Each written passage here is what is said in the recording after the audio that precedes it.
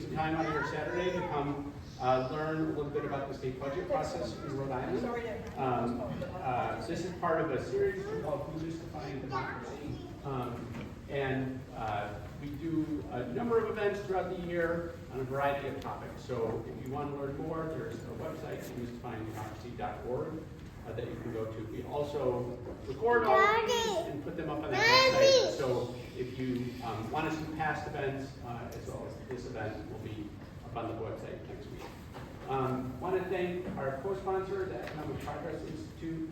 Nina Harrison is here, who you're about to hear from EPI. Also want to thank the June Rockwell-Levy Foundation, which provides financial support for this series that Common Cause hosts. Finally, I want to thank Alicia, who you checked in with, who helps put this together. Normally this event is kind of a panel discussion, but we're going to do this a little bit differently today because we're going to have Nina start by sort of setting the table about the state budget with some basic information. And then we'll shift after that to Linda Katz is going to moderate a panel, including Nina, as well as our other panelists that she'll introduce, who will talk a little bit about how the decisions are made in terms of revenues and expenditures that you're about to learn about. I'll start by introducing Nina and let her take it away. So Nina Harrison is a graduate of Howard University with a BA in English and a JD from Boston College Law School. Prior to joining the Economic Progress Institute, she served as a racial justice fellow and staff attorney for Community Legal Aid in Worcester, Mass., where she represented clients with sealing and expungement of criminal records and appealed criminal record-based denials of applications for subsidized housing. And I should have said her title at the Economic Progress Institute was Policy Director. So I will let Nina take it away. Thank you. Thank you, John. Good morning, everybody. Thank you for coming out on a Saturday. One second, I forgot one thing. Sure. We also provide Spanish interpretation if anybody needs it. ¿Alguien necesita traducción en español? Okay. Just wanted to make sure we offer. Okay. Thank you, Nina. Good morning. Forgive me, I'm a little bit warm this morning. So, as John mentioned, I'm the Policy Director at the Economic Progress Institute. And just to give you a little bit of background, we have the co-founder of the Economic Progress Institute here, Linda Katz. The organization has been in existence, I believe this is the 26th year. We're a research and lobbying organization. And so most of our research is done and designed to support our policy advocacy so that we can not only go to the Rhode Island General Assembly and say, pass this law, we think it would really help low-income Rhode Islanders or moderate-income Rhode Islanders, but we can also say, here are the facts and the studies that show why this is a sound policy and a good investment. So, I'm going to talk to you about the state budget today and kind of the calendar year of events that happen up until the process where the budget gets finalized in June. So first, starting with what is the budget, and just to let you know, the Economic Progress Institute does have a director of fiscal policy who I'm filling in for this morning. So the state budget describes how the state will use its resources to meet the public's needs. A lot of people say that a state's budget should reflect the values of a state in terms of where they're putting their money. So it's the most important public policy document and identifying services, projects, and populations the governor and lawmakers consider a priority. And spending trends tell us about changes in priorities over time. One such example is over the past 30 years, the state has invested less state money in child care assistance and in the Rhode Island Works Cash Assistance Program. And so that trend tells us maybe that priorities have shifted away from providing for the lowest income people in Rhode Island. And not to say that the state hasn't at all, but they've primarily been using federal dollars, where 30 years ago, It was more of a combination of state and federal funds being used. So what kind of document is the budget? The budget is a bill and needs to become law. It's the responsibility of the governor to propose the budget, and that typically happens in January. So the governor will release his proposed budget, and it's a public document, and it's the responsibility of the General Assembly to inquire, to study, to receive input, to modify the budget as they see fit, and then pass the budget in its final form, which happens in June at the end of the legislative session. And there are opportunities for people like you to weigh in to both members of the General Assembly and to the governor and to state agencies about what you would like to see as a priority in the state budget. So the time frame, there's a fiscal year versus a calendar year versus a tax year. A fiscal year is identified by the year the budget period ends. So for example, this January, a couple of months ago, the governor released his proposed budget for fiscal year 2026. And last June, the General Assembly finalized the budget for fiscal year 2025. Some states do their budget 2 years at a time or more. Rhode Island does it every year. And the federal fiscal year runs from October 1st through September 30th. So this is a kind of overview of the calendar year of a budget cycle. And you can see that things kind of really get going in August. And that is at the time when state agencies are required to submit their proposed budget. So for example, DHS, they might take stock of the programs that they offer and say, well, this is what we need to maintain these programs or to improve these programs or to create a new program. And they'll submit their proposed budget to the governor for each state agency. So even as early as August, you can get involved in writing to the director of DHS to say, hey, I use this program and it's really helping my family or my community. Please make sure it gets an adequate budget allocation. And you might want to start writing those letters before August, before the agency finalizes their budget request to the governor. And in times like this, where the state is facing a budget deficit, the governor may signal to state agencies, give me your ideal budget and then give me a constrained proposed budget. Meaning, if I have to make cuts, please indicate where you might want me to make them. And so, seeing those can also be an idea of, what may be on the horizon if things don't go as well budget-wise as you may hope. So following the agency submitting their proposed governors to the proposed budgets to the governor, in November there's a caseload and revenue estimating conference. I'll talk about that on the next slide, but it's essentially agencies reviewing how many people they're serving, through what programs, how much revenue it's going to cost to continue to serve that many people with each program, and how much money they expect it to cost to keep those things going in the following year, and how much it had been using existing costs for projections. So, as I mentioned, in January, after the governor's received all his state agency proposals and made his or her own determinations, they released the governor's proposed budget in January. And then beginning in February, the finance committees hold hearings on the proposed fiscal year 2026 budget and revisions to the fiscal year 2025 budget and other bills. So just to back up a little bit, the legislative session in Rhode Island is only from January to June. The General Assembly doesn't hear bills all year long.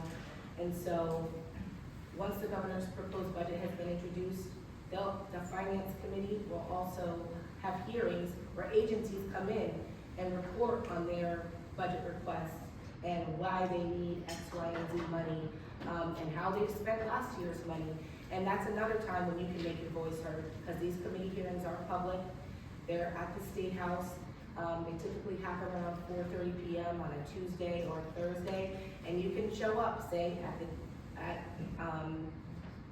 a RIPTA hearing, or at a hearing for the DHS's budget, or for any agency that you want to make maybe you have a concern or really support the agency or a specific program, but that's another time you can come make your voice heard about the budget. And then in May, there's another caseload and revenue estimating conference. And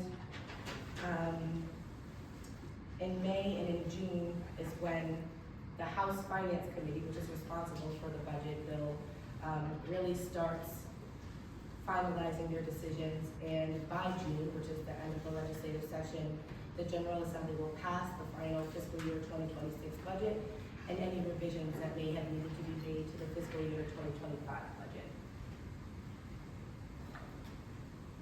So, a lot of these slides say things I just said. If you have any questions, happy to answer. You can also request meetings with the governor or the governor's policy team before he releases his proposed budget. That's another great opportunity, is to send letters to the governor on behalf of your organization or on behalf of yourself or multiple people or organizations together to say this is what matters to us. Please include it in your proposed budget. Another opportunity for advocacy is, even now, the governor has released his proposed budget. But if there's something important that we think was missed, we can write a letter to the governor asking him to submit an amendment to his proposed budget. Because, there may have been a development. For example, recently there was some fraud perpetrated against recipients of SNAP in Rhode Island, and about $500,000 in EBT benefits were stolen from them. And because of a new federal change, the federal government is no longer reimbursing victims of fraud. And so, unless the state, which has a budget deficit, comes up with the money to reimburse those individuals, they're just suffering a loss. And so, one of the ways to prevent that kind of fraud, skimming credit cards from happening, is to increase the security and technology of the EBT cards themselves.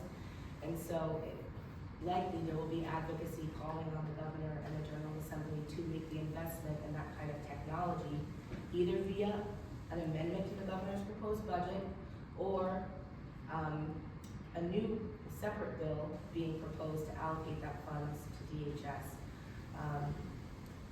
And so things happen, and there are always ways to try to address them at various stages in the legislative process and in the budget process. Caseload and revenue estimating, just to say a little bit more about that, they happen in November and May.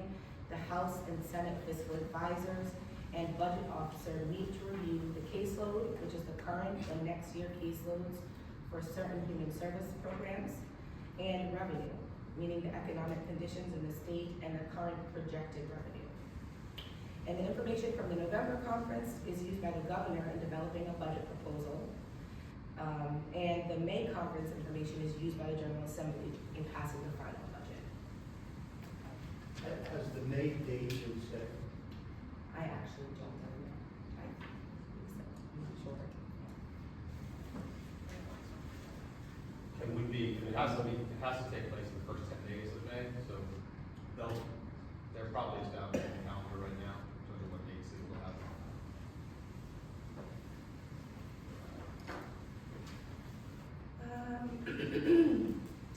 Also, the budget office publishes a set of documents providing details about the budget, where you can learn whether there will be cuts or increases in programs like human services, for example. And that's just a link to the budget office where you can review budget documents. Also, the Economic Progress Institute every year does a summary of the governor's proposed budget. So right now, you should be able to find that on our website. We also, in combination with a coalition that works to support equity and reviewing equity in legislation, we also do another review, an equity review of the governor's proposed budget. That hasn't been released yet, but it aims to highlight what policies, if any, really do a good job of increasing equity, improving equity in Rhode Island by maybe trying to reduce historic disparities, like the racial achievement gap in public education, or the fact that Rhode Island wasn't really funding multilingual learners at rates comparable to other states. And And so last year, the General Assembly did increase funding for multilingual learners in the budget, in the funding formula for public education.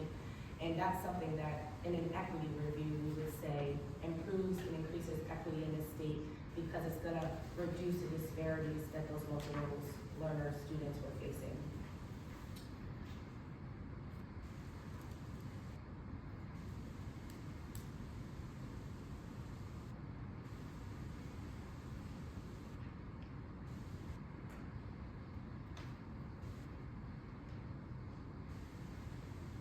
So other ways besides just, we mentioned ways to have your voice heard, it's sending letters to the agencies about what you want in your budget, sending letters to the governor about what you want in the budget, and then testifying before the General Assembly, either by submitting written testimony via email or by showing up in person at the State House to actually testify at a committee.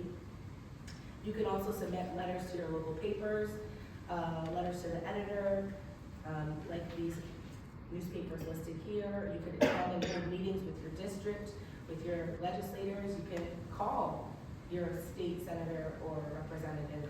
Their numbers are all public.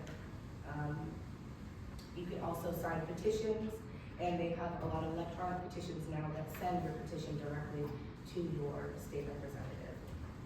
So always to have your voice heard in the budget process.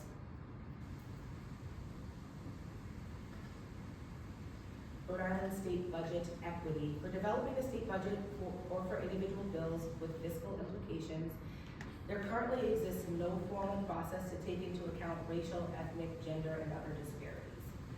Oops. So in advocating for priorities, one can raise and center such issues, including presenting data to make one's case. That's something that EPI strives to do in all of our policy analysis, just to raise up these issues to the forefront as a part of our holistic analysis that involves economics, equity, racial ability, all considerations. And some states have enacted legislation requiring an equity impact analysis for some legislation, including Connecticut, which our neighbors in Connecticut actually passed a law a couple of years ago that requires their governor and budget officer to provide an explanation of how the state budget of Connecticut advances equity or affects equity in the state. And so that is something that EPI and the Equity Impact Campaign have been lobbying for the past few years, and we feel that fight is more important than ever right now when diversity, equity, inclusion, and access are under attack nationally, and we want to make sure that here in Rhode Island, people don't back down from those words and principles. So that's all I have to say about the budget. Happy to answer questions. And please feel free to visit us at our website, sign up for our newsletter. We're on Facebook, TikTok, X. Maybe not anymore, I forget.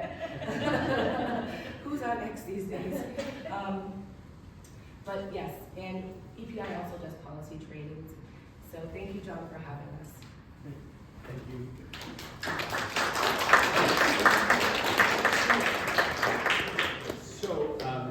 So hopefully everybody is sort of centered on that part of the process and sort of that how a bill becomes a law, this particular special bill becomes a law.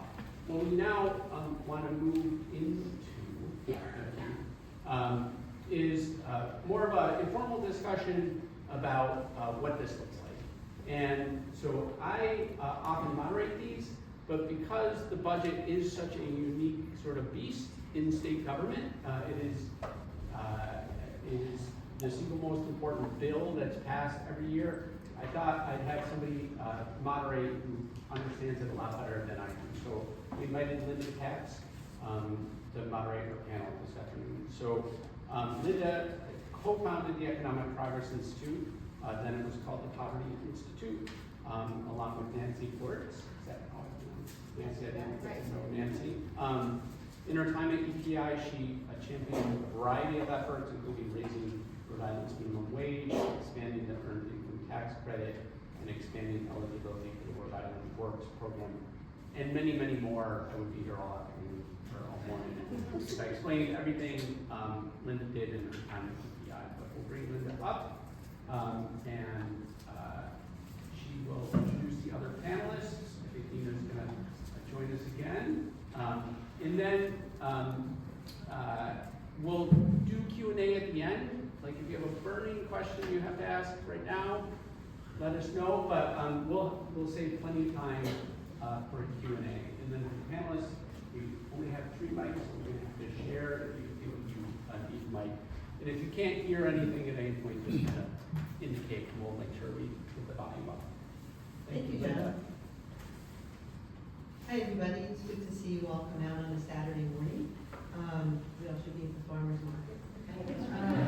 So I'm really thrilled to be here, and Nina, great job presenting sort of the arc of the budget. We're going to dive into more details, but first let me introduce our panel. You've already met Nina. Next to her is Representative Terry Portvine, who was elected to represent District 72 in Portsmouth and Middletown in November of 2018. She is the first Vice Chair of the House Small Business Committee and is a member of the House Finance Committee and the House Environment and Natural Resources Committee. She is the Chair of the Finance, Environment, Transportation Subcommittee. So the Finance Committee has various subcommittees that hear with legislators who have particular expertise, and they will hold hearings. Terry may talk more about that process. So in the House, Representative Portvine has been a leader in efforts to mitigate climate change and pollution, address public shoreline access, support education, and prevent substance abuse particularly among youth. A native of Florida, she is a member of the Miami-Dade Community College. She also studied business management at Florida International University and accounting at Community College of Rhode Island. Representative Portvine is the owner of Ocean Link Inc., a marine plumbing firm that she founded in 1989. Very glad to have you here. Next to, I'm going to use first names. Next to Terry is Senator Alana DiMario, who represents District 36 in Narragansett, North Kingstown, and New Shoreham, or as we like to call it, Flatland, in the Rhode Island Senate, having first been elected in 2020. She's Vice Chair of the Committee on Housing and Municipal Government, a member and former Chair of the Committee on Environment and Agriculture, and the Committee on Finance. Senator DiMario has advanced legislation regarding small business, child care, health care, and climate action. A licensed mental health counselor in private practice, she earned a bachelor's degree from Wells College and a master's degree in clinical psychology from Bridgewater State University. And next to Alana is Tom Mullaney, who served as the Rhode Island State Budget Officer within the Office of Management and Budget from February 2010 until his retirement in October 2021. During his 34-year tenure with Rhode Island State Government, Tom served in several other capacities with the state budget, including Deputy Budget Officer, Capital Budget Office Coordinator, and a number of other positions. He also served for 3 years as the Chief Financial Officer of the Rhode Island Department of Health. Tom received his Master's of Business Administration in 1986 and a Bachelor of Science in Finance in 1983, both from PC. Tom is the recipient of Gloria Timmer Award from the National Association of State Budget Officers for having significant and positive impacts on the financial situation in the state of Rhode Island.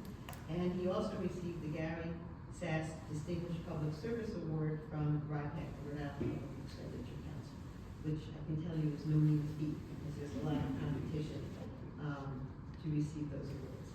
So we're going to dive in now, and as John mentioned, and Nina gave a very good overview of the arc of the budget process, beginning with agency submissions to the governor, and then concluding with enactment of the final budget by the House and Senate. So let's turn to our experts and get a little bit more detail. And again, as Nina mentioned, what the General Assembly is now considering is the 2026 budget, the budget that starts July 2025 and will end in June of 2026. They also are looking at, and we're not going to talk about this in much detail, the revisions to the current budget, because the budget is sort of a guesstimate of what's going to happen, both in terms of income and revenue. And now they're also in the process of saying, okay, this is what we thought was going to happen for the year ending this June, but now we need to go back and see what the budget for this year should really be. But again, we're gonna focus on the coming fiscal year.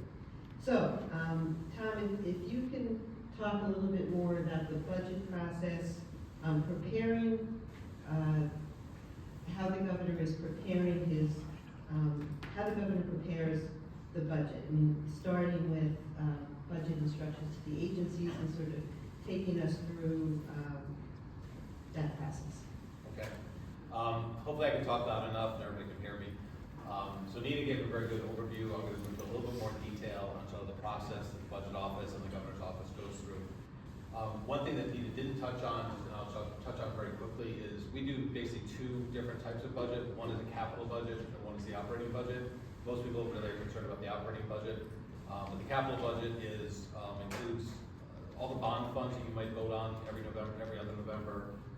We also have a program called the Rhode Island Capital Plan Fund. So that's a dedicated resource for capital projects. So whether it's building a new building, renovating buildings, ongoing sort of deferred maintenance, those types of things are primarily funded out of that. So that process we start out of the budget office, usually right around this time of year. The budget office is probably preparing instructions to go out for agencies to update their, we establish a 5-year capital plan, so like every year it's sort of updating that plan and trying to move things forward and stuff. But so that's a separate process from the operating process budget, but it ultimately culminates in the final submission of the budget in January of each year. So that process is kind of starting right now.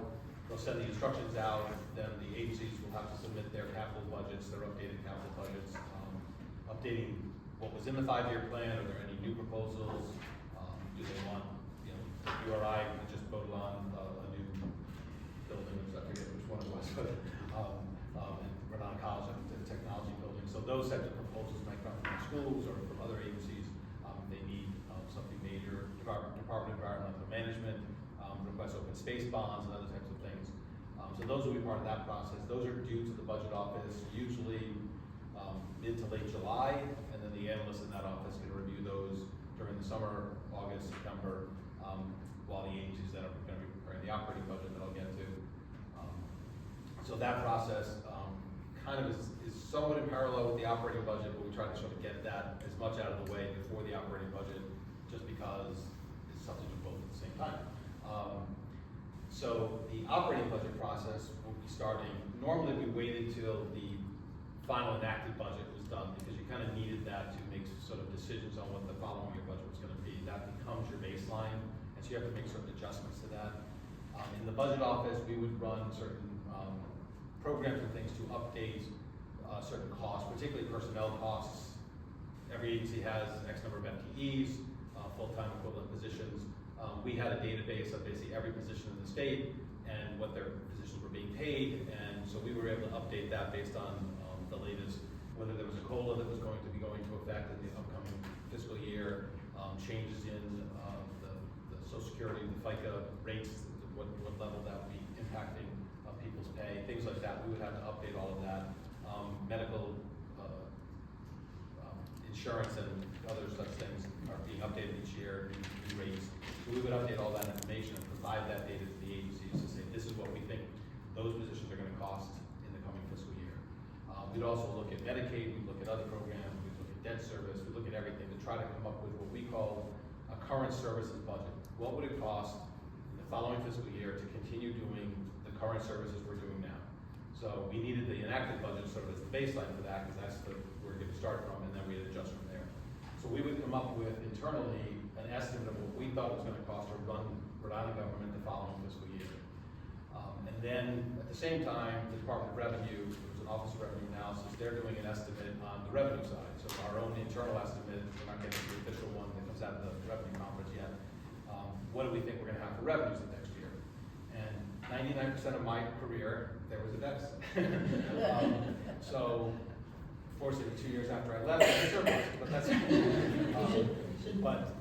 so we would come up with saying, okay, we think we're going to have X amount of expenditures and Y revenues, and that is going to result in some level of deficit. So from that, we would have to determine what kind of, in terms of the instructions we're sending out to the agency, we would basically provide to them a target budget. So we would ask them to give us your current services budget. What do you think? You might move some things around within that. What do you think you need to operate? Usually we're pretty close to what, our number is pretty close to what we think they need and what they think they need. But then we'd also give them a constrained target. So in some years it was 5%, in really bad years it was 15 or 20%. So we'd say you have to cut your budget by that amount of money. One thing I will note that within the budget, there are certain things that we would always hold harmless. So first thing on the list was the debt service. So everybody talks about at the federal level, the interest on the debt, that's sort of, they have to pay that, right? So our debt service is on the bonds that if voters approve a bond, there's a state obligation to pay the debt off regardless. That is the first dollar we have to pay. So if we had no other money, we have to pay that first because we've obligated ourselves to pay that debt. So that's the first thing, so we can't cut that, so we take that off the table. We would take off education aid, we take off state aid. We don't want the agency to submit, we didn't want the Department of Education to submit a budget saying, well, we'll just take 20 million out of education aid. We didn't want them to make that decision. That might be a decision that's made later in the process, but we didn't want them to use that as their cut. So we would take that off the table. So their cut's not gonna be based on education aid being in their budget, it's only gonna be based on the net. So there's a whole bunch of other things that we would hold harmless in the budget. So when you do that, and you take all those things sort of out of the equation, that percentage that has to make up the deficit becomes a larger percentage. If you do the entire budget, it might be 4 or 5%. When you take out these items and hold them harmless, it becomes 15%. So agencies would be very concerned about seeing a big net, target number, but that's sort of why it happens that way. We might end up turning to other options. We do not ever include, with the agencies, we didn't really allow them to submit necessarily a revenue option. They might have some idea, but we didn't allow them to be the ones. They could present it, but it wasn't, we did not accept that as achieving their target. We wanted them to come up with some kind of cut. We would consider the revenue option, and that might be something we would end up taking later in the process, but to offset the need for a cut. But we didn't want agencies to be spending, we'll just raise the sales tax another %, and that would cover my deficit. And at the same time, internally, while the agencies were developing their budget, so we would send out the instructions, as I think I said, sort of mid-July. They would have to submit their budgets anywhere between mid-September and October 1st. By statute, the budget officer is allowed to set the date, but it has to be no later than October 1st. So we would have smaller agencies submit theirs around September 15th, and then the large cabinets agencies submit theirs October 1st. And most would get them on time, not everybody. It's a lot of work, so they can sometimes be late, but at the same time the agencies are doing that, internally, we might be looking at revenue options or other sort of statewide things that we might want to look at that we thought we could maybe achieve some savings on. Those would be sort of separate from what the agency does. Once the agencies submitted their budgets, there's a staff in the budget office, a budget analyst that would review. They're assigned certain agencies, so for the entire year, they're basically assigned certain agencies that they're responsible for. So they have a lot of interaction with those agencies that get to know what their programs are about, what their needs are, et cetera. So they're reviewing their budget when it's submitted, and they come up with their recommendations. Do we accept the cuts that an agency proposed? Is there something else we think we might be able to do?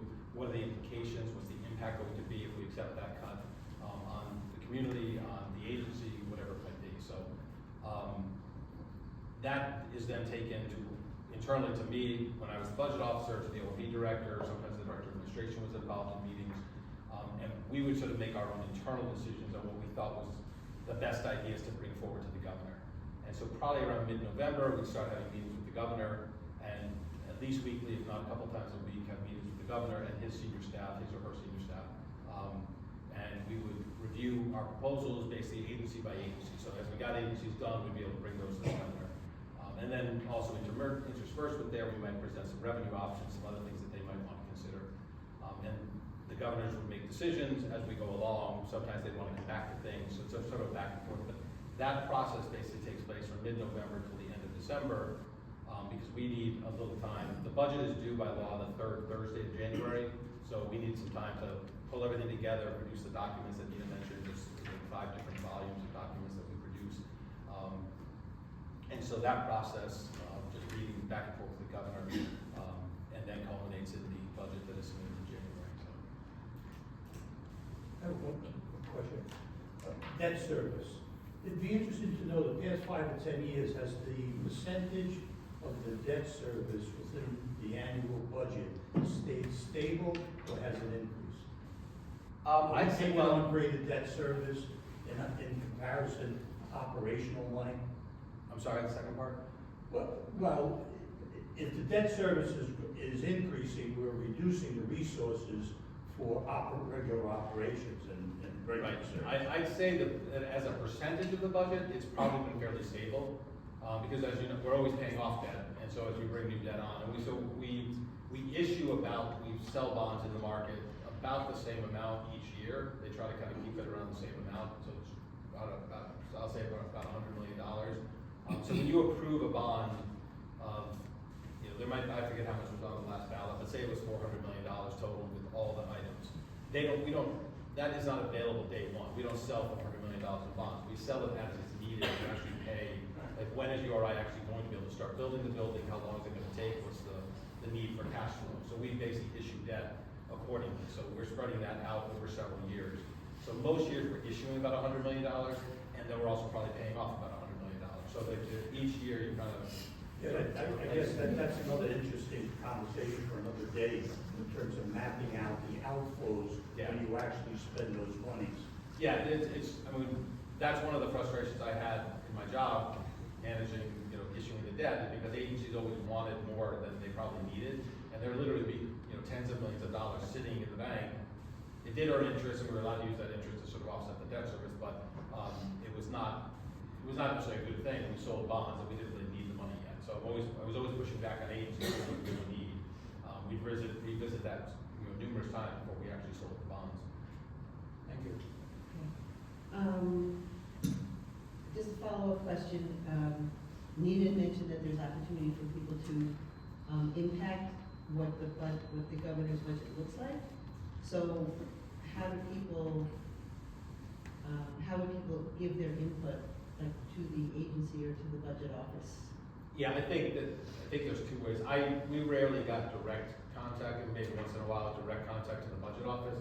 But I think that the agencies have like policy staffs, and the larger agencies do. That you could probably definitely could contact them and provide input, whether it be through letters or emails or even meetings. And then the governor's office has a policy staff, and those are the people that are again assigned. They're more assigned by sort of the functional areas, so environment, commerce, things like that. So those individuals in the governor's office, and I think the simplest calling the main governor's office number, asking for the policy office, and then asking for the analyst who's assigned to the topic, human services or transportation that you might be interested in, and then talking to that individual.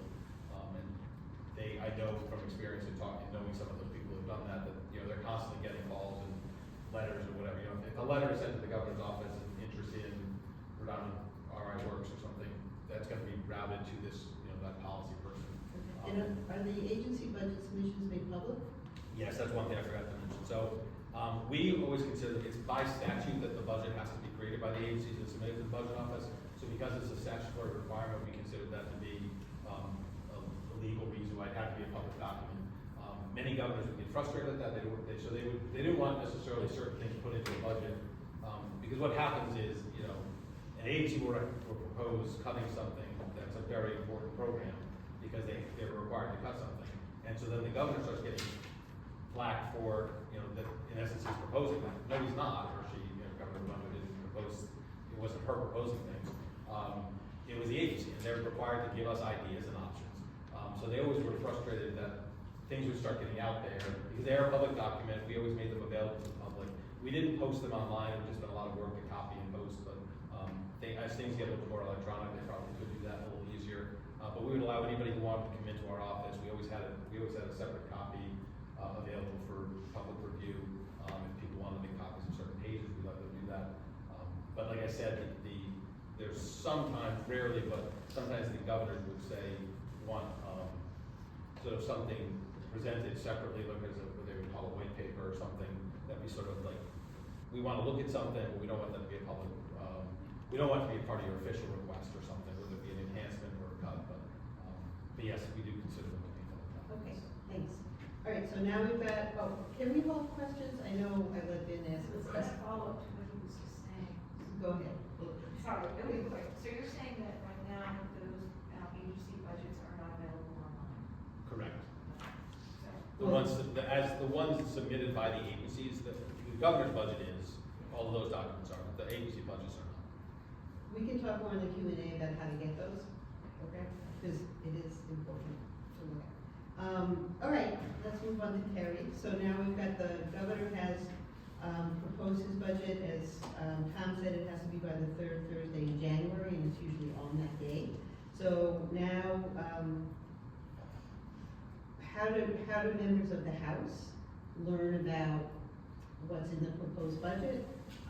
What type of tools or analyses do you receive as House Finance Committee members to be able to know what's going on with the proposed budget?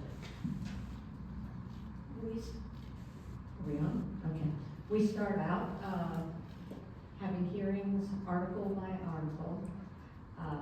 Sharon Reynolds Berlin is our House fiscal advisor, and she's invaluable. And so her department bring to us broken down article by article their interpretation, their numbers, what was spent last year on a particular initiative associated with that article, what we see going forward in the governor's proposal.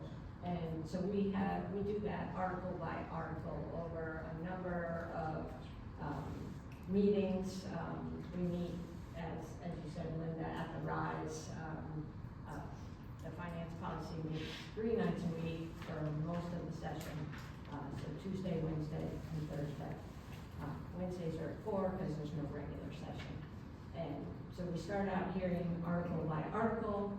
Then we do have these subcommittees, as Linda mentioned, and the subcommittees interact with the agencies, and the agencies come in and we have hearings on the individual agencies in those subcommittee meetings. Same way, public can testify. We usually hear from the fiscal staff, then we hear from the governor's staff, and then we hear from the public. And it goes like that for the articles and for the agency budgets. And then we hear bills that are submitted by legislators. So that's kind of the broad overview of how the session works until we get down to the nitty-gritty of actually passing the budget. Don't give away the end of the Oh, story. yeah. I won't jump ahead too far. I just wanna We'll get to that. I just want to add here that the budget, and as Tom mentioned, there's a budget document online that provides all of what the governor is proposing. But in order to have that considered by the General Assembly, it needs to become a bill. So then there's a bill submitted by the House Finance Chair, who currently is Rep. Abney, and the budget bill for this year is House Bill 5076. And then there'll also be a bill for the revised 2025 budget. But when Terry's referring to articles, if you go to look at the budget bill, you'll see that the beginning is a lot of sort of line item expenditures. And then there are articles where changes are made, or proposed to be made, just to existing state laws to appropriate some funds. And we'll get into that a little bit more, but I did want to mention that the budget is a bill that you can look at on the General Assembly website, just as you can look at a bill that might propose easements to the public shore, right? But it's the money bill that we're looking at. Terry, you mentioned Sharon Reynolds as the House Fiscal Advisor. What kind of documents does the House Fiscal Office give you that helps you understand the budget? Besides just coming to the hearings, Right. are there written documents that Yes. you can look at? We get a presentation, a series of, like a PowerPoint presentation at every meeting, pretty much. And we go through all the slides, go through the slide deck at the beginning of every meeting. Those are online, you can find those in the committee documents, the House Finance page of the General Legislature, rilegislature.gov on that website. And you can find all her, and I think there's also a House Fiscal policy, or House Fiscal button, and there's a lot more budget information there that Right. comes on Wednesday. And they produce an analysis Yes, of the it's an governor's analysis. budget. Well, I just wanna sort of clarify, there's an analysis that's done by the House Fiscal Office, that is posted on the website. They do an immediate one, I don't know how they do it, really Oh, the fast. books, The yes. books, We right? get- That's what I was trying to We say. get, the oh, books. sorry, That's okay. when I was driving here, I was thinking, oh, I should have brought the books. Visual So, learning. yeah, we get a Yes. stack of books throughout the year. We get budget at a first glance, budget at a second glance, we get, the budget proposal that we use, when we're actually passing the budget, or, you know, House fiscal staff agrees, yeah, I think that's what it says, House fiscal, we agree, we don't agree with the governor, and we go through, as we make changes, when we have the revised bill, I guess it's the sub-A of the governor's proposal, we have this big book that goes through each change, and, you know, whether we agree with what the governor said, or we disagree, or we have a different idea. Okay. So Alana, can you, talk a little bit also about at the beginning stages, the governor's budget has come out, you have a Senate fiscal staff. Yes. Do they do the same thing as the House in terms of doing the analysis? Tell us Yes. a little bit about that. So it is a very similar process on the Senate side.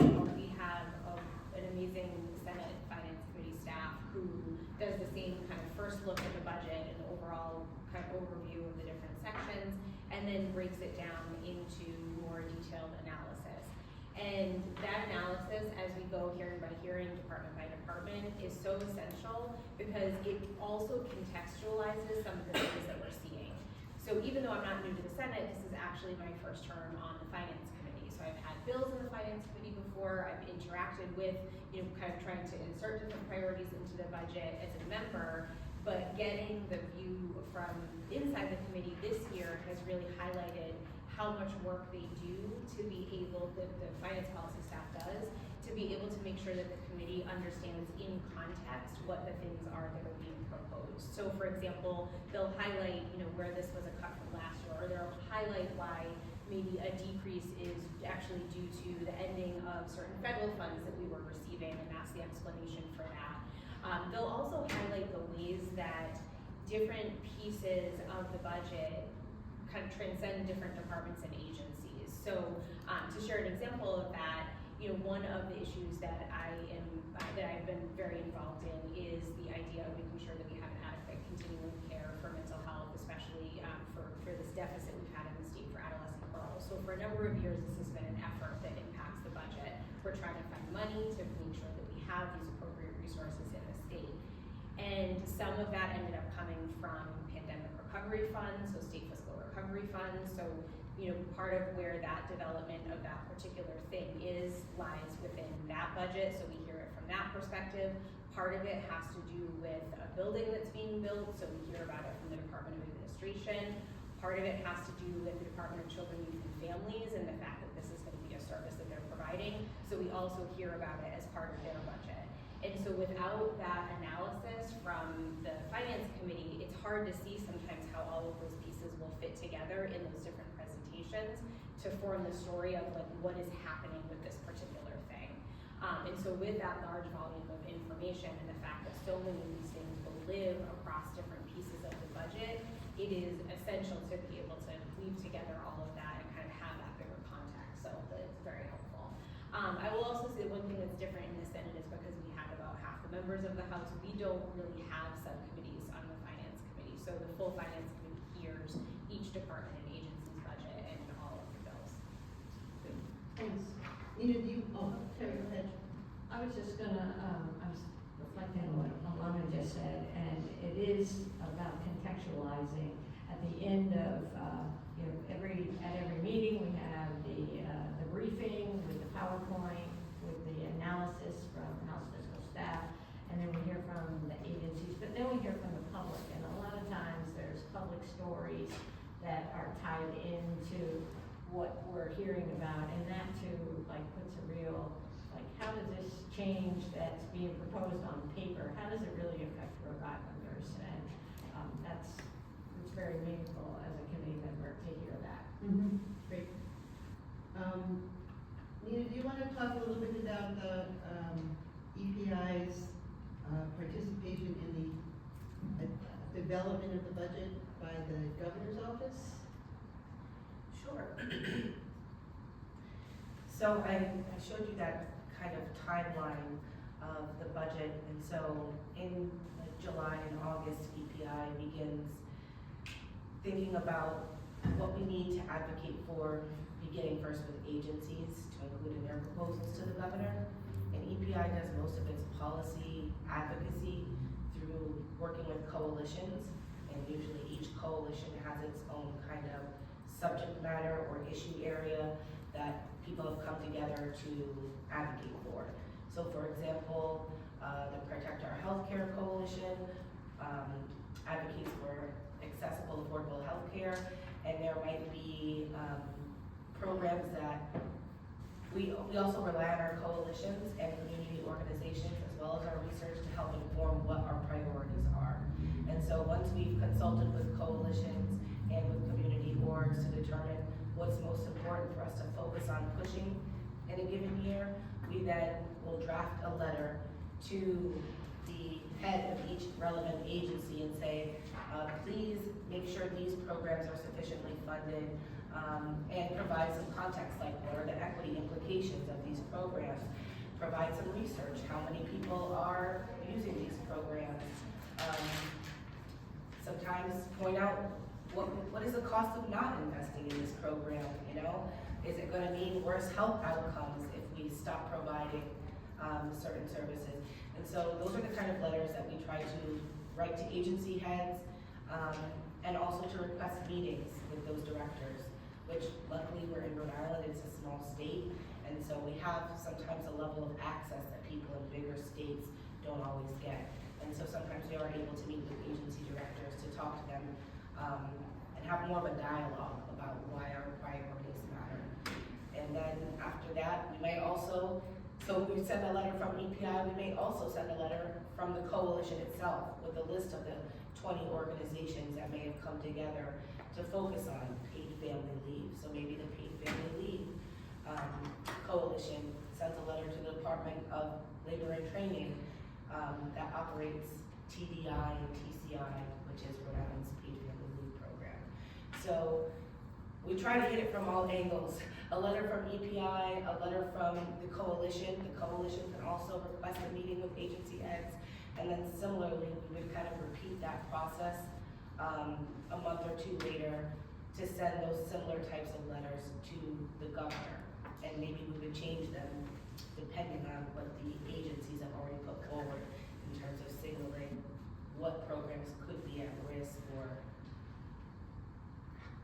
the level of constraints that the governor may be asking for them to propose.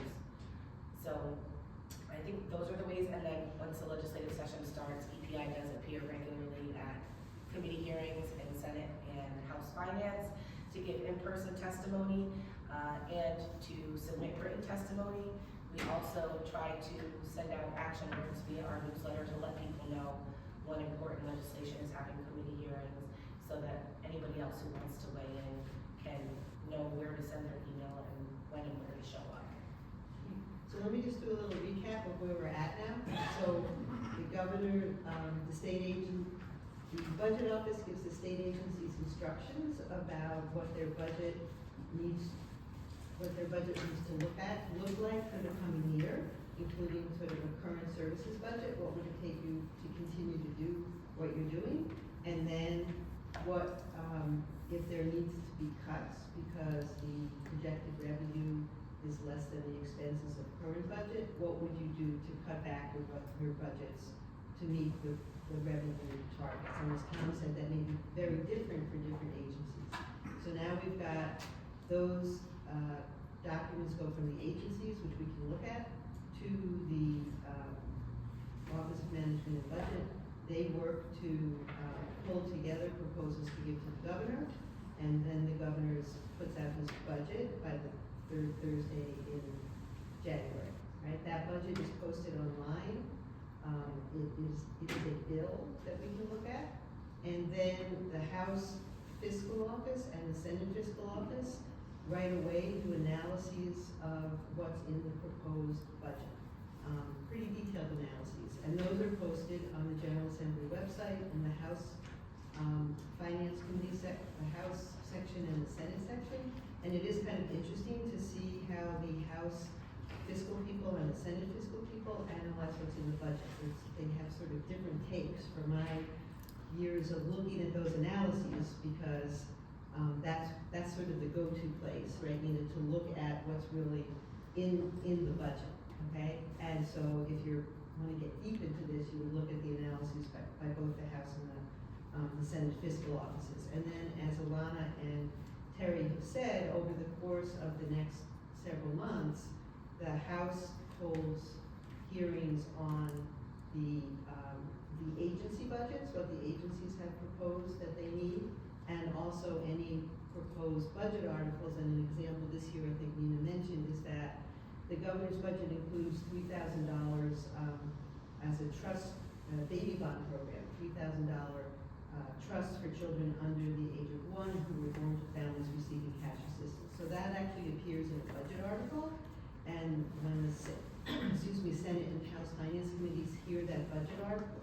it's an opportunity for people to come in and give testimony about why that should stay in the budget, okay? Sometimes there's cuts proposed. Rates for hospitals, you'll see a lot of action on rates for hospitals and people coming in and testifying. So I just want to give you that sense of there's the agency budgets, then there's proposals in the articles, and again, if you look at the documents that the House and Senate fiscal offices put out, it gives you a very good idea of those two types of analyses. And I think, Yeah. just add one thing, there's multiple ways to get the same thing done. And so Linda mentioned baby bonds, that's the $3,000 investment in children born on Rhode Island Works. You can also, so that's part of the budget, the governor's proposed budget is a budget article, but you can also have a standalone bill, just a regular bill that's separate from the budget that proposes the same thing. And often in the General Assembly, you'll have those kind of dual paths. So whereas there may be something in the budget article, but if a legislator or an advocacy group wants to really make sure to hedge their bets and try to make sure that they achieve their goal, they might also ask a member of the General Assembly to introduce a standalone bill that, say, allocates funds for a certain thing or creates the baby bond program. So that baby bond program last year was a regular standalone bill. It did not pass, and so the tactic changed a little bit, and it was, I think the Treasurer Dioso worked with the governor's administration and ended up having that included in the governor's proposed budget. So there's multiple paths, and often they're happening at the same time, and in which case EPI would go testify in support of the budget article, and then go testify in support of the standalone bill as well. Right, and an important point is that a bill that proposes appropriations cannot pass on its own. The only way that the bill is going to pass is if the money is included in the final budget. And Terry is very familiar with this for an adult ed action that happened a couple of years ago where we were trying to get more money for adult education. There was a bill for adult ed that appropriated, I forget how much money, $3 million for the Office of Adult Education at RIDE. And we knew that they can't just pass that bill, but it ultimately got, the funding got included in the enacted budget. So bills can propose to spend money, but they will not pass unless the legislators agree to include that money in the budget. And then often what happens is the money's over here in the budget, the bill passes so that the legislator gets credit for having raised that issue. Okay? Let's keep going and we'll come back to that, so I don't want to run out of time. So let's just jump to, we're going to turn to you, Tom, for the Revenue and Estimating Conference that happened. Can you do a little bit deeper dive to talk about the revenue caseload, sorry. What agencies are included in the caseload estimating part of the analysis and what programs? And then on the revenue side, what revenue streams are looked at to come up with how much money the state has to spend? Sure. So as Nina had said, there's 2 revenue conferences and caseload conferences held each year. This process started back in the early 90s by statute. Revenue was first, caseload came a year or 2 later.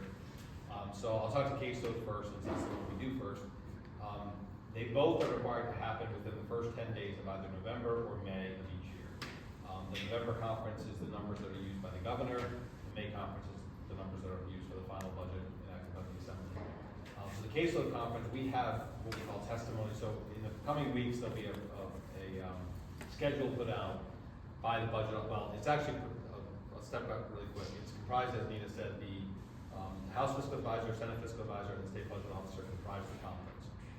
And then the chair of the conference rotates between the 3 of them. So you basically rotate through each one. So depending on who the chair is, they're responsible for setting up the meeting, creating the schedule, posting it, making sure all the attendees, whoever has to be there, sending letters to them saying we would like you to present to the conference on such and such a date. They all take place in room 35, the House Finance Committee hearing room. And one thing that's new now, it didn't used to be, we've always kind of pushed back on this, but they are televised now on the Capitol TV. That started during the pandemic because people couldn't come into the room, so they started televising it and they continue to do so. So the testimony can actually be somewhat interesting. If you turn on the day of the actual conference, you'll probably fall asleep in about 20 minutes. So literally people are sitting there and saying nothing for 10, 20 minutes, and then they talk about numbers, whatever. But I can talk about that in a second. But the conference, the testimony comes in the case of OHHS comes in and talks about Medicaid. DHS comes in and talks about all the cash assistance, Rhode Island Works, child care, et cetera. And then new to the conference, this was added a couple of years ago, actually a year, probably around the year, retired. BHDDA, Behavioral Health Care, Developmental Disabilities and Hospitals comes in and talks about the DD caseload. So that's now part of the conference as well. So what used to be a much smaller conference, it took a couple hours, now takes most of the day to go through not only the testimony, but then the actual figuring out the numbers. So each agency comes in, they present. This is one thing that's a little bit different than the revenue side, is the agency comes in and presents their numbers. They actually give you numbers. We think our caseload is going to be X, or the cost is going to be Y, whatever. So they give you that information. So that's sort of our baseline when we're doing the estimates. So each agency comes in and presents those. Usually the Secretary of Human Services, the Director of DHS, I assume the Director of Voodoo comes in now, and the heads of their programs, et cetera, will come in and present to the conference, to the members. We take that information. We have analysts in each of our offices that handle those types of topics. They go back with that information, interact with the agency, and basically come up with our own individual estimates. So we're not 100% sure you're right on this one or that one. We think things are going to be a little better or a little bit worse. So basically mostly looking very much at trends, where things are going, and based on that, we then submit. We have sheets that we create each time, which has all these specific items on them, and they're put together by the chair, and we get together on a day, usually a few days before the revenue conference, and basically hash it out amongst the 3 of us. It's the one word I haven't used yet is consensus. It's a consensus caseload conference and a consensus revenue conference.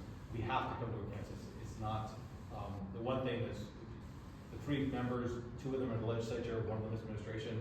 So if it was just take a vote, then the legislature staff is just always going to win the day, right? They're just going to vote 2-1. But so it has to be consensus. We have to agree.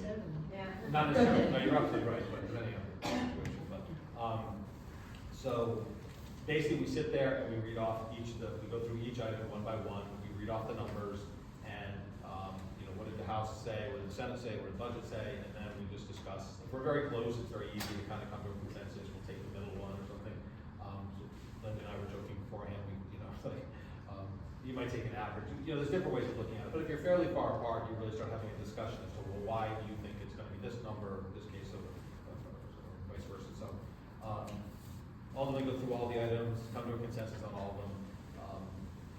Depending on the time of year, November, and particularly when it comes to revenues. Let me talk about revenues first. So we do that. The revenue conference, testimony from there, we have an economist come in. I forget the name of the company now, but we have an economist, an independent economist firm that comes in and basically gives us an overview of what they think the national and local economy is going to look like in the next couple of years, where trends are, where things are going. We also have the Department of Revenue comes in and presents, there's a bunch of questions. We basically lay out a whole series of questions for them as to, more or less are the same every time, and some new ones, but just information on different aspects of things that they're doing. What do refunds look like this year? What are the trends? November's tougher than May, of course. May, they already start having some data for the current fiscal year. And then we bring in the Film Commission to talk about film tax credits. We bring in somebody to talk about the historic structures tax credits, because those all impact revenues. I think there's a couple others that we bring in, but the Controller's Office comes in and talks about accruals, because there's certain things that affect numbers that way, very accounting specific stuff. Same thing happens though, but the one different thing there is nobody's giving us estimates. The Department of Revenue does not give us an estimate. We think this is what personal income tax is gonna bring in next year. They don't give us any of that. So each principal of the committee, so House, Senate, and Budget, have to come up with their own, we're coming up with our own estimates.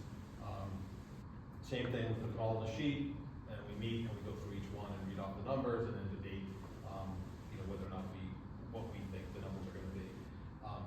The one thing that is somewhat interesting is if you look at the data, and I've looked at it many times over the years, is that the November, and I understand why this is, but it's somewhat frustrating. The November conference, the legislative numbers are usually a little bit lower than budget because they don't want to be put out on a limb to have a budget that's enacted and then the numbers are lower in May. They want to really have, May, it's a lot better for them if the numbers are a little bit higher. They can go to their bosses in the legislature and say, hey, we have a little bit more money for you to spend. We can eliminate some cuts, we can spend some more money. Invariably, the numbers in November, they're kind of trying to, and it's also a matter of, we don't have a lot of information yet for the current fiscal year, and then you're of course looking out to the next fiscal year. So that's always a little frustrating so budget would always be trying to push for a slightly higher number because we want to help the governor out in putting a budget together, not have to propose as many cuts. And then in May, usually, the May conference is usually the easier one because you have a lot more data in the current year, you're trending into the next year. We're all usually fairly close on our numbers, and it's a lot easier one to get through. But the November conference is usually the more debatable one. We're kind of going back and forth a little bit more. Great.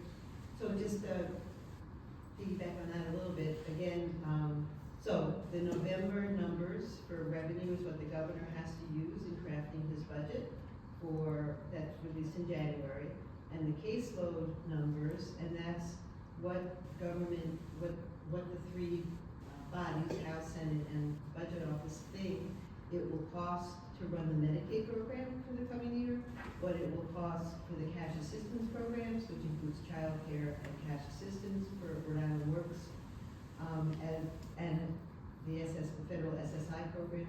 And then, as Tom said, newly added is the, what will it cost to serve people with intellectual and developmental disabilities. And those numbers have to be included in the governor's proposed budget that comes out in January.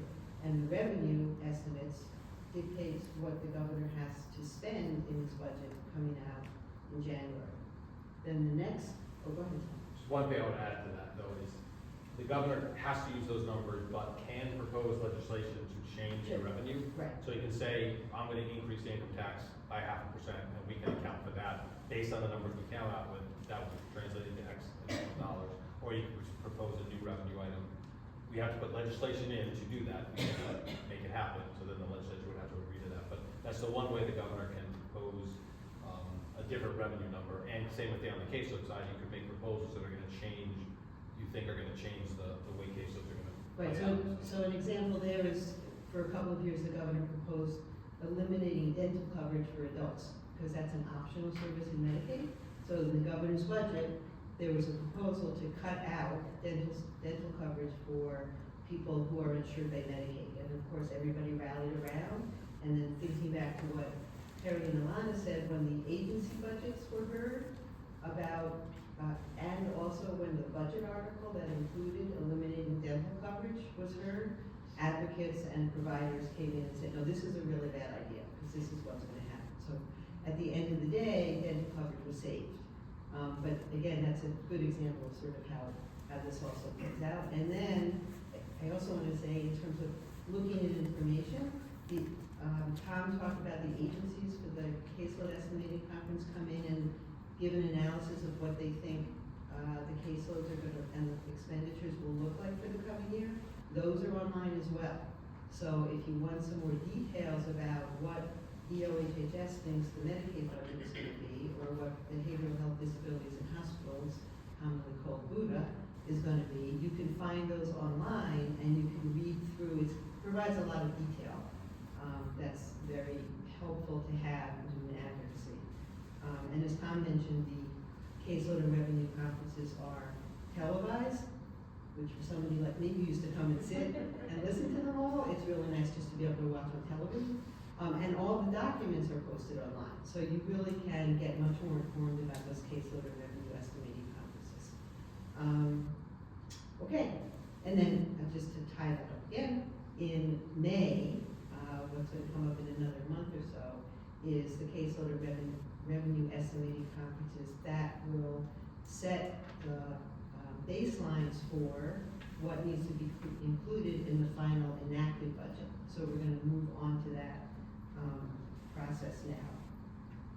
So, Terry, now we're down the road. You've been having hearings in House Finance Committee about the budget articles, the agency budgets, and bills that might be proposed that would cost money, like the Rhode Island Works program. There's been an advocacy for years to try to raise the benefit that people getting Rhode Island Works receive. Again, if that's going to happen, it doesn't happen as a standalone bill over here. It has to come in as part of the budget. So the Finance Committee will come up with its own budget in June, right? With all of this discussion and public input that's been going on, that makes changes to the governor's proposed budget. So can you tell us about, you're now on finance, but previously you weren't.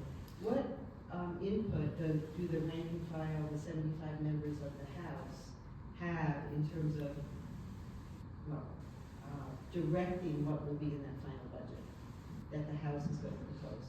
We have a budget caucus, I guess in May after the revenue estimating conference. Mm-hmm. And rank and file members stand up and say what their priorities are, and pretty much everybody speaks. Some members think we should do it over two, because it's a meeting usually before our regular session. It's informal. I believe it's, the press is allowed in now. I don't know that was always the case. And legislators just stand up and say what they want to see in the budget. And so that kind of, you get a sense of what the priorities of the room are. And I do think as we get down into that final process, where leadership on both sides and the governor's office, they're having their own negotiations. But I do think what comes out of those caucus meetings, I hope filters up through House leadership in those negotiations. And like last year, I don't know, am I gonna jump ahead if I talk about the pensions from last year? Because that was a very interesting advocacy effort. But I don't know if that's a. Well, no, in terms of trying to influence, well, let me just ask first. When you say leadership, who do you mean? I mean the speaker. Leadership, yes. Okay. And, yes. I think the top three, the speaker, the Senate president, and the governors. I'm not in those rooms, so I don't know exactly. but when you're having the caucus. Oh, the caucus. The caucus is speaking to. Oh, to leaders, to the speaker. To the speaker. Yes. Okay. Yes. You, want to hold the pension for a second, Alana? Do you just want to talk about what happens on the Senate side and how rank and file have input? Yeah, so typically that would flow through the finance chair on the Senate side. So when I was in my first term, the finance chair met with different members and kind of asked for what our priorities were.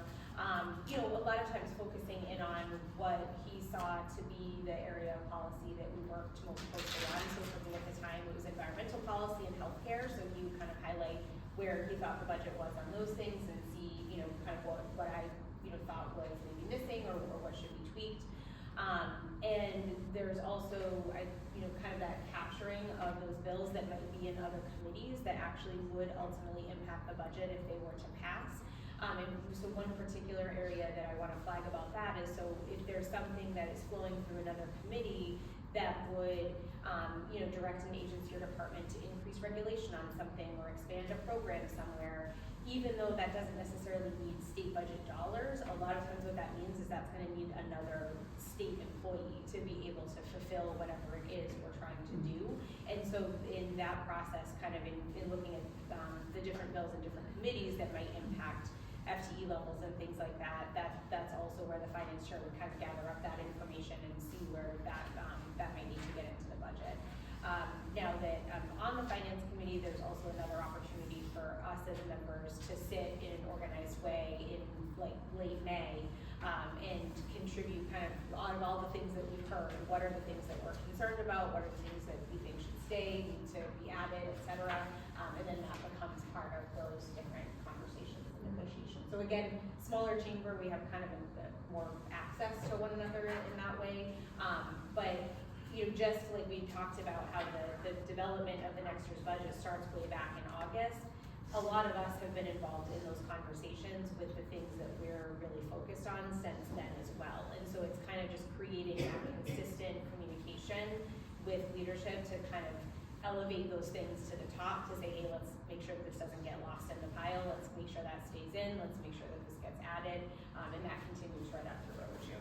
Great. And so Terry mentioned that the leadership from the House, the Senate, and then the governor's office talk about developing this budget that's going to be announced by the House. Tom, do you want to just give a little input on the governor's engagement as that's going on? Yeah, I think that as has been mentioned, the leadership of both the House and Senate will have meetings with the governor, usually probably by early to mid-June, just to kind of go back and forth on some of the things that they both have sort of some interest in. The legislature really would prefer that the governor supports the final budget, doesn't veto it. We had a lot of vetoes back in the 2000s with a couple of Republican governors. But so they really do want to try to work together as best they can, regardless of party. So they do have a fair amount of meetings.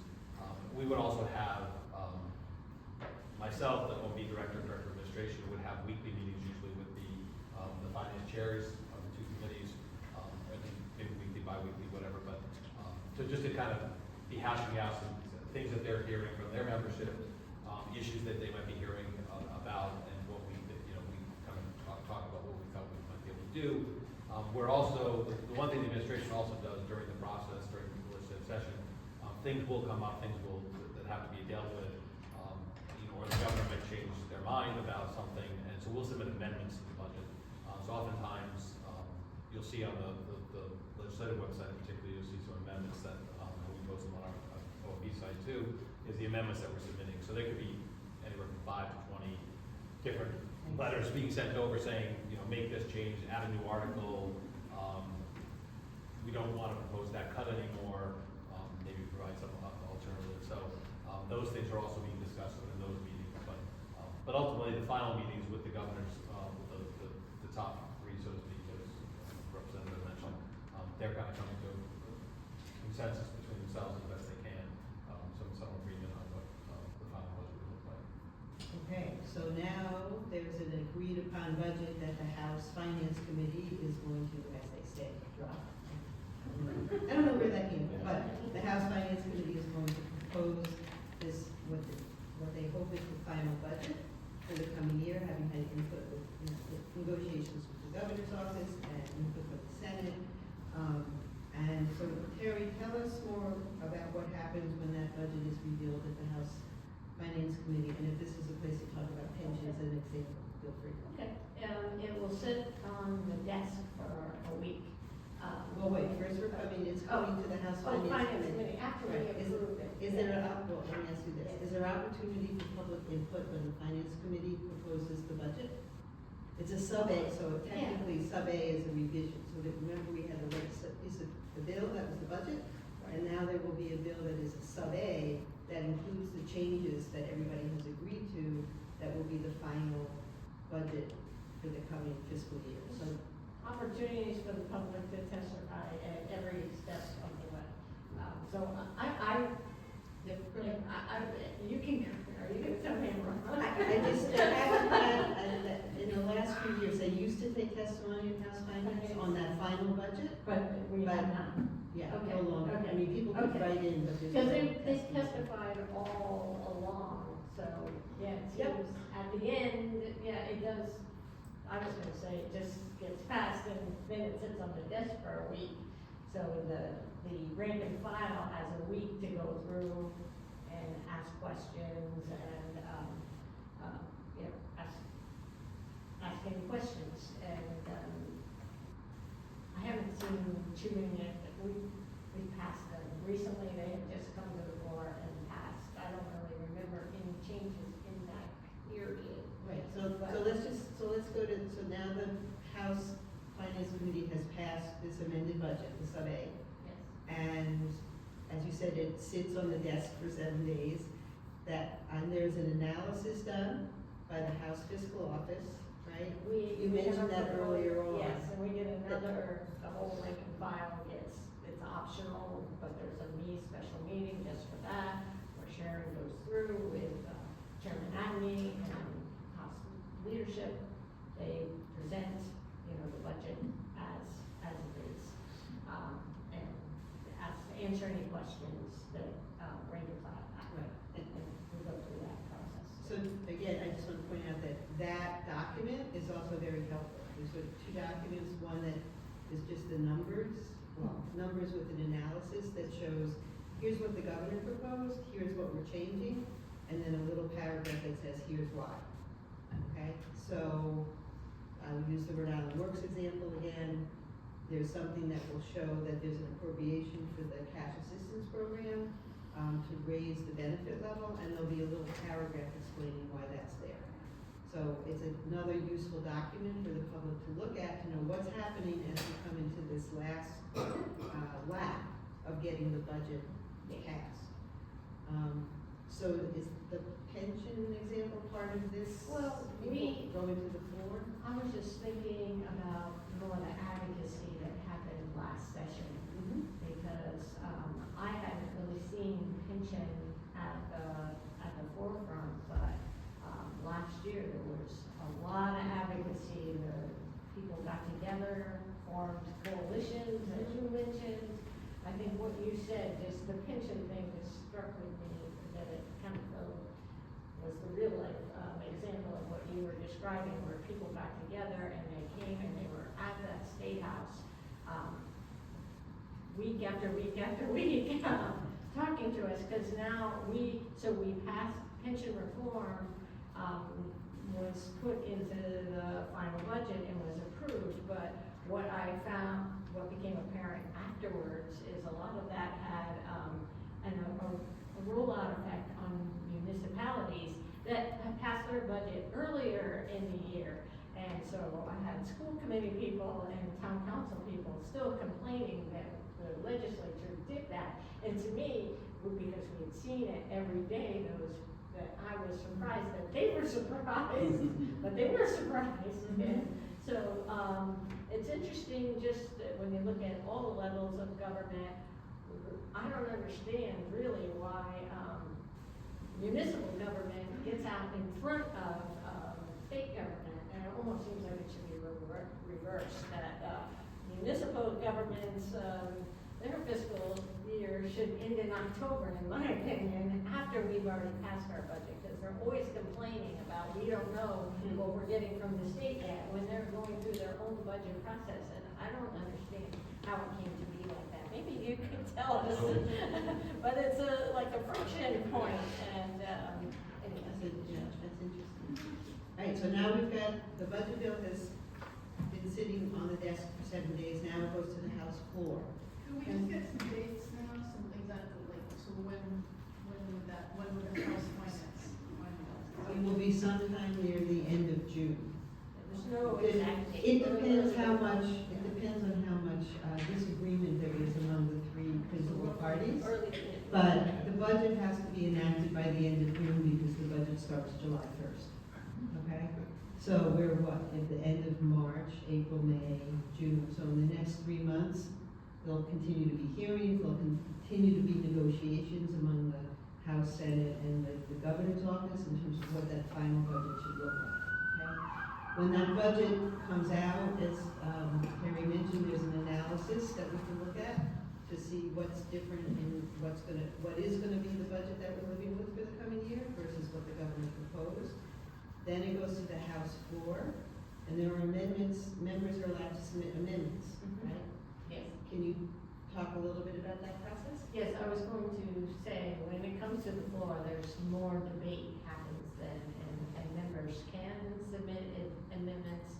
They have to notify leadership within, it's 24 hours, or they have to be posted online 24 hours before, so that, members don't get to see, rank and file don't get to see those amendments, but they're there and they're already loaded up.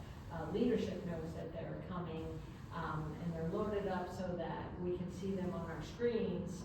Not everyone, I think a lot more get submitted that are actually called out in the meeting, but if somebody had put in an amendment at the appropriate time that we're on that article, they can say, I have an amendment to make, provided they've already given that to leadership and it had been put into the system that we're looking at on our screens, so they can call that amendment up and we can read it and have discussion on it and decide whether we're going to take that amendment up or not.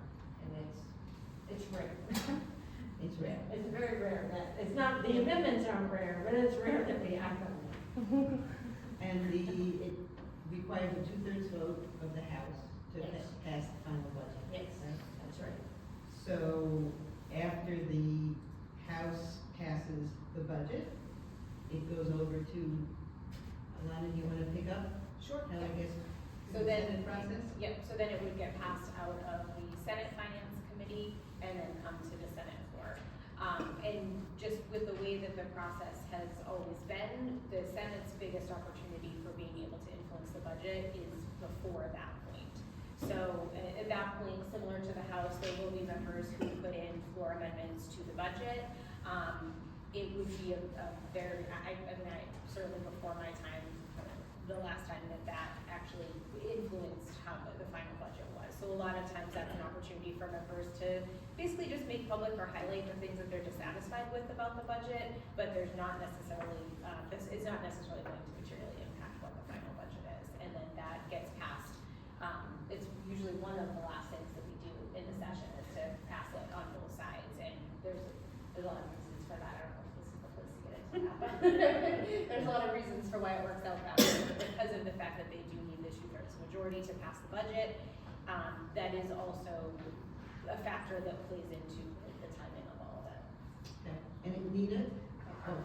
I wanted to comment on the effect it has on other bills too, because a lot of bills get backed up. We will have had hearings on bills, but they don't materialize until after the budget has passed. And I think that is a way of leadership kind of, you know, if you want your bill to pass, you're gonna vote for the budget. And so just because we need that super majority for the passage of the budget.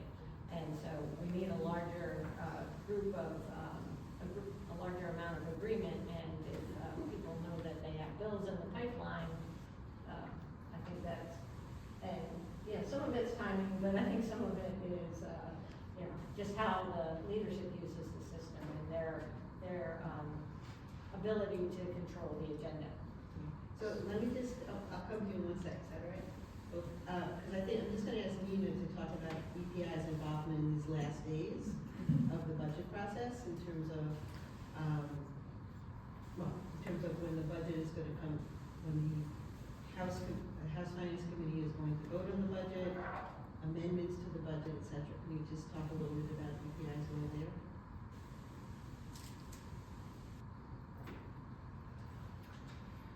I mean, I feel like maybe you might be able to speak better to EPI about another time. I think at that time it's a super busy time for EPI because we're not just, at that point we've spent the better part of 9 months advocating it every step along the way that we can.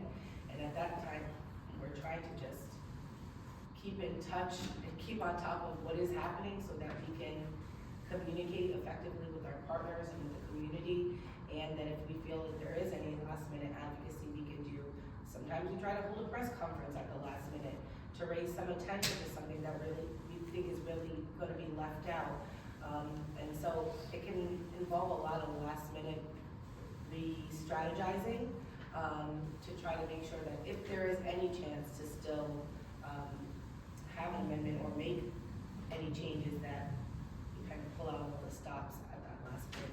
And we're also at the tail end of 6 months of intense lobbying, with it being the end of the legislative session, so we're all rallying to try to get our respective priorities over the finish line.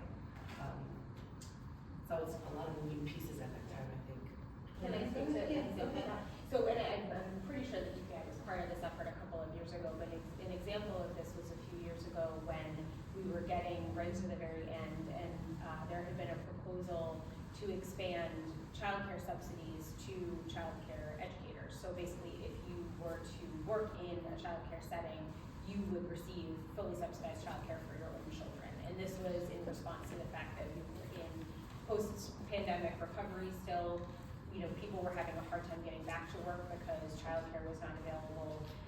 And that was something that a lot of advocacy organizations came together. It had been pushing throughout the session, but came together, had a press conference, really highlighted the fact that this was a huge missed opportunity to be able to bolster this sector of our economy and how important that was. And ultimately, the speaker decided to do a pilot program to allow for that to happen, and that was very much a last-minute effort. That really was because of the advocacy organizations that all came together and highlighted that that was able to happen. And I think that also just speaks to the idea that there is such an important component of, from our perspective, in highlighting what a budget investment is, how many people it's gonna make happy, basically, right? Like if you have a lot of advocacy organizations that are coming together around the same thing, and at the end of the day, you know, we're all accountable to our constituents, you know, all the way up to the governor, and we can say like, look what we did, and we, you know, we fulfilled this request for all of these people, like that's a really impactful thing. And so I think that exactly what you said, like being able to publicize, like, look, we all think this is important from all these different perspectives can really make a difference. I'm gonna just go to, I'm gonna skip the. Yeah, I think Q&A. Yeah, we're going right to In the Q&A. interest of time. Thanks. I know, so you had a question, go ahead. Yeah, so it's really clear that starting early is really important. So we kind of already lost some time for wanting to look this into, but can you talk a little bit more, maybe Senator Mario and about that kind of window between the time the budget's been proposed, then there's a bill that is not consistent with the budget. It comes to a hearing in your respective subcommittees, then it goes to the finance, you know, the House and Senate Finance Committee. So that kind of window, let's say it's already then been to the House Environment, and then it goes, let's say, to the House Finance. Kind of at that point, like, what's effective as far as, you know, from the perspective of, you know, groups that care about a particular topic, what is like most effective? Because then it seems to just disappear, like, to back the scenes and what's happening. Like, kind of there's the leadership, kind of, you know, there's the governor, there's the leadership of both houses, then there's the finance committee, then there's the specific, so there's so many different kind of possible targets for lobbying. And we have limited resources and time ourselves, so kind of, I know it's quite, probably, it's not a science, but what's effective, let's say right around now, with a bill that is, there needs to be reconciliation between, you know, if some bill is asking for more than the budget that's proposed, and that needs to be reconciled. Kind of in terms of, I guess I'm really asking a very political question, like who's really like influential, who's making those decisions, how can we, like, who is best to target? I'm gonna put on my inner speaker hat on. Yeah, I mean, I know it's very. When I go to advocate for something like that, or even ask about something that is coming out, is not in the budget, you know, his first thing is, tell those people, they should have put it in the budget, they should have talked to the governor to get it in the budget. So having something, and then people say, well, what do you wanna take out? Because the idea that we are going to just, and we don't have a printing press in the basement, I'm thinking of all the Joe Shikarchi statements that he will make, and that is one he says frequently. So if but it's true, if we're going to add something, like whatever issue you're speaking to, we need to figure out where's that money coming from, are we pulling something out? And I think the speaker does not always like being put in that position. So I would say if it's a broad enough consensus that people need to be talking to their reps so that there's a consensus of reps and a consensus in the community, like you just described, if there's a large enough advocacy group, because we do want to keep our constituents happy. There is that motivational factor in there, but the hard numbers, if we're adding something to the budget, are we taking something out, or where are we making that up? So just a quick, so you're saying that if it's already in the January governor's proposed budget, it's really hard at that point to add something without specifically taking out by January then? Well, I mean, some of that depends on the May numbers, like we were talking about too, so that, like, some of it is that kind of last few weeks shuffling around where maybe the picture looks a little bit better than we thought in terms of resources that are available, maybe it looks a little worse. So that's, I think, where the most wiggle room tends to come from in the experience that I've had so far, is when you get those final numbers in May, about, actually where that financial picture is. So I'm gonna turn to Nina, because you also were asking, who do we target our advocacy to, right? You wanna get something in the budget that's not there now, right? And so who should you be targeting now to try to get what you want into the budget? Nina, is that? Yes, that's what I wanted to speak to, because that's what EPI is doing on a lot of fronts. And so, from my perspective as a lobbyist, I would say we try to get meetings with the Speaker of the House. I think the Speaker of the House perhaps has the most influence over what ends up in the final budget. We try to also get meetings with the Senate President, and you all as individuals can request those meetings. They're not necessarily easy to get, but you can definitely request them. You might have to request them a couple of times, as do we sometimes. They're busy people, but I think requesting those meetings, calling the Speaker and Senate President's office, sending them emails on behalf of yourself or a collection of people that may represent a petition. You can request meetings with the governor's policy staff, which we do, to talk about what's important to us and why. What makes a compelling argument is a different question, but I would say those are the people that I would try to get my message heard. And also there are the committee chairs of the relevant committees. And so sometimes the questions you need to be asking are, what are the obstacles to doing what I want to do, so that you can figure out how to address those concerns. Maybe you go talk to the opponents of the bill and say, hey, can we work something out, or are we really deadlocked in opposite opinions? And so sometimes if you can resolve some of those conflicts and problems, you can then go back to the Speaker or the Senate President or the Governor and say, I talked to the Chamber of Commerce and we found some common ground on 1 or 2 points, or we figured out that this portion of the bill is really concerning to them, but this other part isn't, so maybe we can advance that one part. And then if you can also provide them some background statistics about how if we invest in this, the federal government will match our funds, so it's really a good investment for the state of Rhode Island. And it will benefit this many people who are currently using that program. I think those kinds of things make compelling arguments, and to be making those arguments to the people who have the most influence in the process, committee chairs, members of the committees that are moving those, responsible for voting on those bills, and ultimately the Speaker and Senate President and the Governor. And then if all that fails, take it to the press. And I think Terry also mentioned the importance of people communicating with their own legislators. both Alana and Terry talked about the fact that they do get feedback from their members.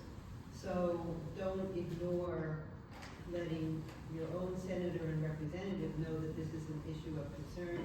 And again, the money stuff is its own pathway, right, towards the budget. There are bills that do substantive changes, like we talked about, mentioned the gun bills, right? That doesn't involve money. But there's just a real difference of opinion about what gun control should look like on the ground. It's the same idea going to the committee chairs and to your own legislators. But the money part, as we've heard, it's the Speaker of the House who really has the most control over what happens. So we're trying to influence what he does. And he has to negotiate with the Senate and govern funds, so it's getting to those folks as well. Somebody had a question? Yeah, go ahead. Yeah, just because it's so hard to figure out the executive orders and like the geopolitical climate, and like people are saying like, you know, Chuck Schumer shows out the budget getting held passed. So yeah, just like this might be too personal of a question, but like outside of committee or caucus, like has there been any conversations about like, you know, reconstructing our priorities as a state? Just because before there was a huge pull to like pull these large organizations into the state, but I've seen like a shift to like, you know, like fostering growth in our local economy, our small businesses. So has there been any conversation around like, you know, rethinking our priorities as far as the state and realigning the budget with those new priorities?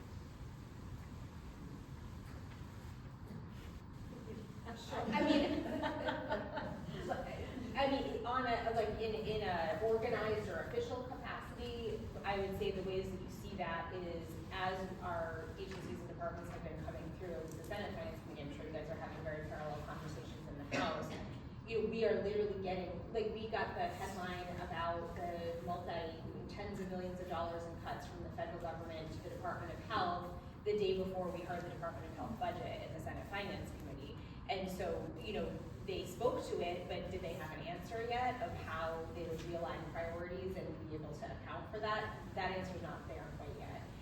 But I do think that, there is a very clear focus on how much of federal funds, how much we depend on federal funds for various functions, and how to keep those essential functions going in the potential absence of those federal funds. So in terms of, triaging, like, how do we reallocate things to make sure that, like, our healthcare system continues to function, for example, like these deep cuts in Medicaid, that is a conversation without any solutions yet. But yes, absolutely, those things are being focused on. Right, okay, thank you for saying that so clearly, because I was thinking there's an awareness, but like we heard the Department of Health cut too. We had a meeting that within a day or two, I think maybe the same day you all did, and the budget's already produced, and so these cuts, it's going to be interesting because I have not, since I've been on finance, since I've been elected, I have not faced an issue like this. And I've heard the speaker talk to, just in general, that this budget year is going to be different because we've had the benefit of the ARPA money, we've had a lot of federal dollars flowing into the state.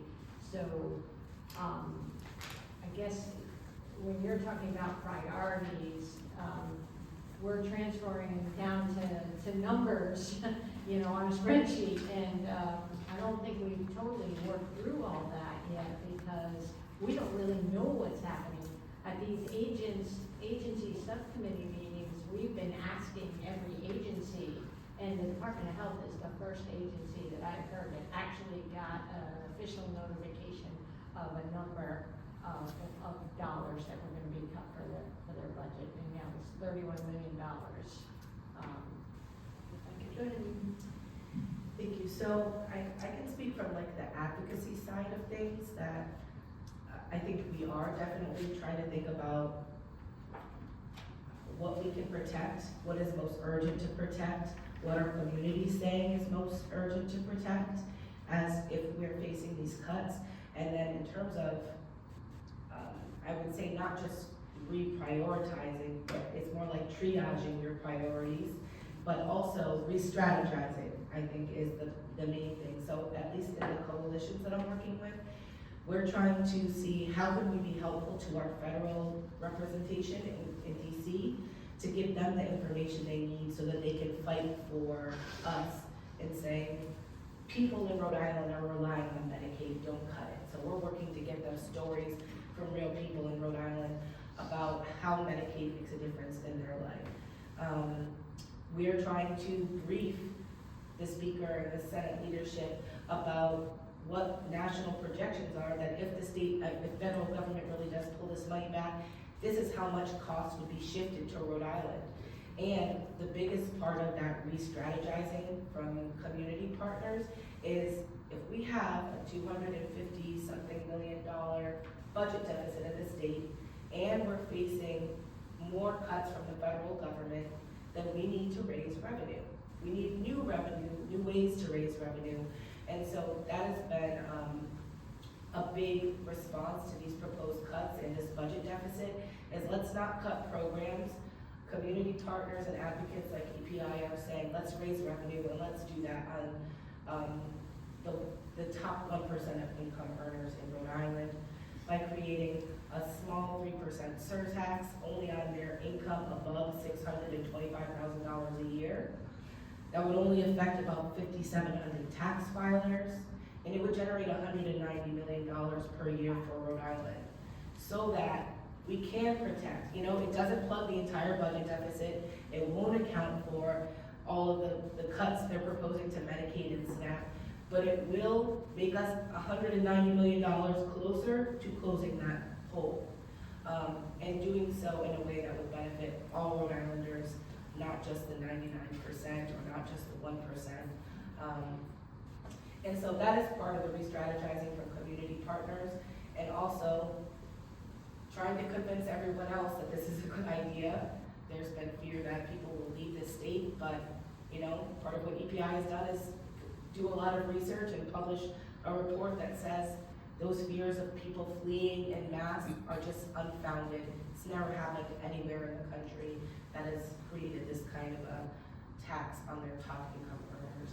And so that is part of the community and advocacy pushback, trying to make sure that Rhode Islanders can be protected even as we're facing these serious budget challenges. Thank you all for responding. And for the record, Schumer, tough guy, tough decision. Thank you so much. Yeah, There's two, I don't know which one is the question. yeah, so we have to wrap up real quick, but if you wanted, did you have a question, sir? Oh, No. no? Yeah, I'm not super quick. I just want to say thank you so much. I'm part of the Women's Fund and the WPI group. And so, we just really appreciate the creative solutions and ways you guys having these forums. Thank you so much for your time. Yeah, so we lose the room at noon. So I've got to be the guy who pulls things together. So I just want to thank Linda for moderating, our panelists for coming out this morning.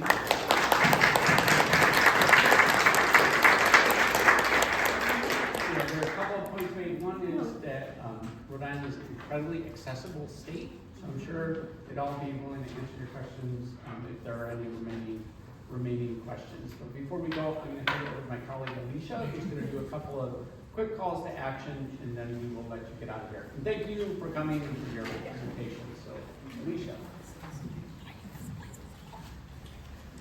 Hi everyone, thank you so much again for being here, and thank you to our incredible panel and presenters and moderators. Can we just give a quick round of applause for our wonderful experts tonight? I'm very grateful for their time and attention and helping us demystify this process. So before we go, my colleagues are passing out little pamphlets that I'm just going to quickly explain. First, 401 Gives is the state's annual celebration of giving, and that's starting next Tuesday, April 1st, and runs through Wednesday at 6 p.m. Many orders, including EPI and Common Cause Rhode Island, raise funds during 401 gifts, and it is Common Cause Rhode Island's main fundraising campaign of the year. And these funds support our civic education programs, like Demystifying Democracy, which is offered free of charge, but does require resources to produce. I know we also have a few of our election protection poll monitors in the room, our volunteers who did an incredible job this fall, and we're very grateful for them. That program also does take resources, and we are raising money this 401 gifts for that. So if you can, please help us reach our goal of $12,000 from over 100 individual donors. Every little bit truly helps. There's a QR code in the pamphlet you've been handed, and you can also go to 401gifts.org starting Tuesday. So if you can, please consider making a gift to our work.